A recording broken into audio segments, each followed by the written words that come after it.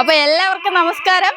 ഇന്ന് നമ്മുടെ അമ്പലത്തിൽ കൊടിയേറിയിരിക്കുകയാണ്. മംഗലത്തോണം കാട്ടുനട ശ്രീ ഭദ്രകാളി ക്ഷേത്രമാണ്. അപ്പോൾ ഇനി 19 ദിവസം നമ്മുടെ നാടെന്ന് പറയുമ്പോൾ ഉത്സവ ലഹരിയിലായിരിക്കും കേട്ടോ.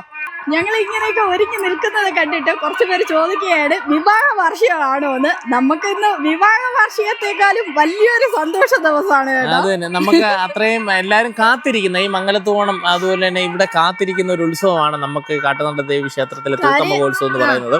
അപ്പൊ നമ്മുടെ എല്ലാവരുടെയും ഒരു പുത്തനുടുപ്പുകളുമായി ഓണം പോലെയാണ്. ഗൾഫിലുള്ളവരൊക്കെ ഇവിടെ വരുന്ന സമയമാണ്. ഓണത്തിന് ഗിഫ്റ്റ് കിട്ടിയ ഒരു മുണ്ടാണ് കേട്ടോ. അപ്പൊ ഞാൻ എപ്പോഴും മുണ്ട് ഉടുക്കാറില്ല, നിങ്ങൾ കാണുമല്ലോ, വീഡിയോയിലൊക്കെ കാണാറുണ്ട്. മുണ്ടും അങ്ങനെ ഉടുക്കാറില്ല. എന്നാലും നമ്മുടെ ദേവിയുടെ ഇന്നത്തെ കൊടിയേറ്റം ആയതുകൊണ്ട് ഞാൻ ഉടുത്തതാണ്. മുണ്ടുടുത്ത് അങ്ങനെ ശീലമില്ല.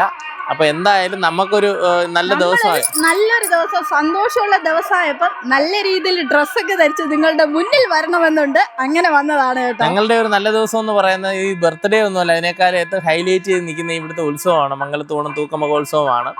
അപ്പോൾ എല്ലാ നാട്ടുകാർക്കും, ഈ പ്രേക്ഷകർക്കും അതുപോലെ തന്നെ ഈ പറയുന്ന എല്ലാ നാട്ടുകാർക്കും ഞങ്ങൾ ഉത്സവ ആശംസകൾ അറിയിക്കുന്നുണ്ട്. അപ്പം പല നാടുകളിൽ നിന്നും ഉത്സവം കാണാനും തൂക്കമഹോത്സവത്തിനും എല്ലാവരും എത്തിച്ചേരുന്നുണ്ട്. അപ്പം പുതിയ ഈ വീഡിയോ നമ്മൾ കണ്ടിട്ടുള്ള പ്രേക്ഷകരായാലും ഒരു മടിയും കൂടണ്ട, നമ്മുടെ ഒരു ക്ഷേത്രത്തിൽ ഒരു ദിവസമെങ്കിലും വന്ന് നമ്മുടെ ഉത്സവത്തിൽ പങ്കുചേരുക എന്നാണ് എനിക്ക് പറയാനുള്ളത്.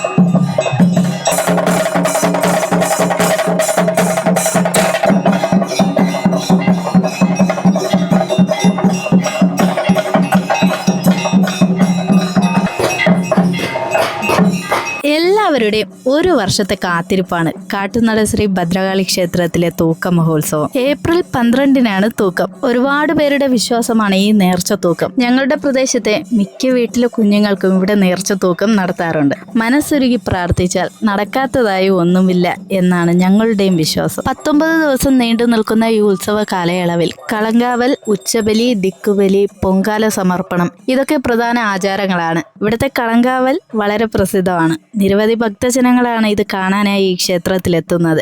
അന്നേ ദിവസം പ്രത്യേക KSRTC ബസ് സർവീസും ഉണ്ടായിരിക്കുന്നതാണ്. പ്രത്യേകിച്ച് തൂക്ക മഹോത്സവത്തിന്റെ അന്ന് നടക്കുന്ന എഴുന്നള്ളത്ത് കാണേണ്ട കാഴ്ച തന്നെയാണ്. ചമഞ്ഞു വരുന്ന 250ഓളം തൂക്കക്കാരോടൊപ്പം നെയ്യാണ്ടിമേളം, പഞ്ചവാദ്യം, താലപ്പൊലി, മുത്തുക്കുടകൾ, ഒരുപാട് ഭക്തജനങ്ങൾ ചേർന്നാണ് തിരുമുടിയെ ക്ഷേത്രത്തിലേക്ക് വരവേറ്റുകൊണ്ട് തൂക്ക മഹോത്സവത്തിന് തുടക്കം കുറിക്കും.